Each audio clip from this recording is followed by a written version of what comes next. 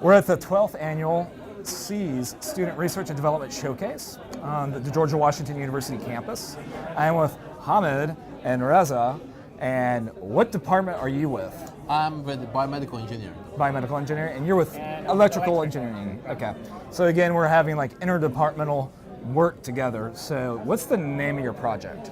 So the name is the specific absorption rate, as you can see, reduction using a novel compact structure that we call it MDAMC structure.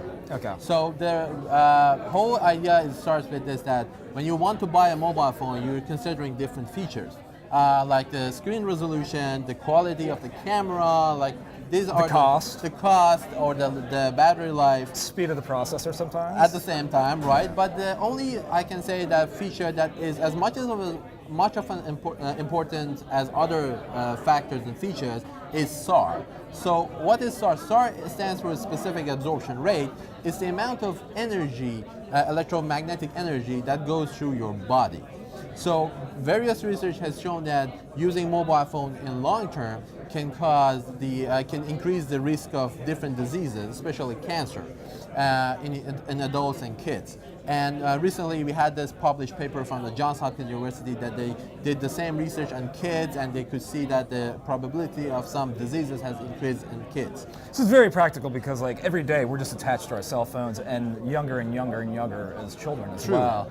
And so because of electromagnetic signals and all of that, and we have electricity going through our bodies all the time, and that can kind of overlap and cause problems. Yes, true. And at the same time, when you're buying it and when you go to a website, you want to buy your mobile phone, the least important thing that you're paying attention is the SAR. Nobody knows about SAR. Yeah. So what is SAR? But you can find it there. It's over there. Okay. So our main purpose is to reduce this SAR level in mobile phones.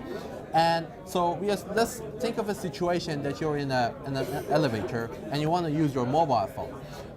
The reason that you don't have any network coverage is that the electromagnetic wave of your mobile phone from the antenna cannot go through the metal. So we're using the same concept, and we were thinking that how we can put this metal plate between the phone and the head to reduce this amount of SAR.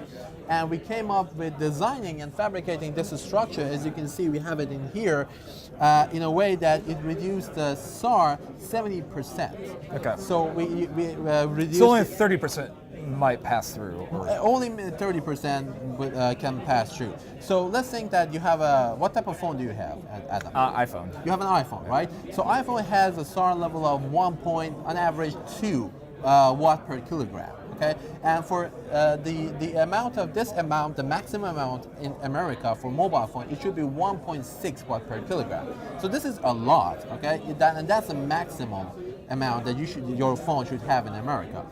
Using this structure for your iPhone, if we integrate it, and it be in a way that is between your antenna and your head, we reduce it 70%, which goes to 0.25 watt per kilogram. So you have reduced this amount of SAR, the amount of power that goes through your body, a lot lesser and lesser. So you're in a safer zone.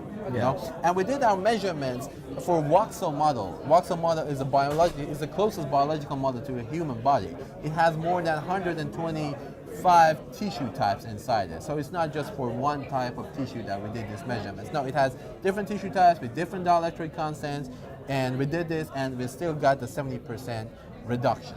So what's would prevent me from just slapping a metal plate on the back of my phone or something like that to prevent this from happening? Like, what would be the issues with that? Like, so the issues is that the metal plate, if you use it, you will lose your network coverage. Yeah. Right. Okay. So you cannot use your phone. So the materials matter. Yeah, the material, and also the way that we fabricate it. So I don't think that you can see it, but this material on the one cell, we have this patterns of 2x2 vias on the cell itself, and this pattern on the other side.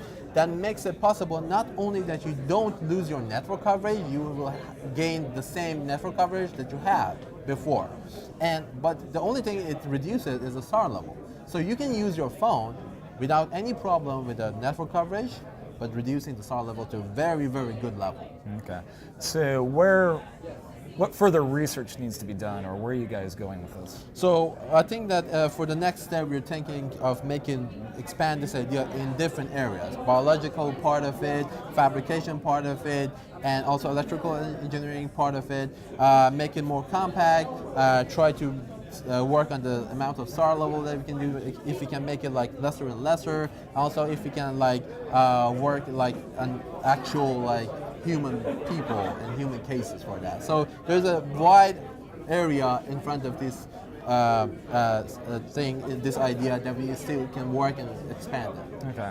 Well, I could definitely say before today, I didn't even hear about SAR. Right. I didn't even know what that is. So, Yes. Hamid, Reza, thank you very much. Thank you. For more information about the R&D Showcase, please go to seysatgwu.edu/RD-Showcase. Follow us on Facebook @GW Engineer and Twitter @GW Engineering.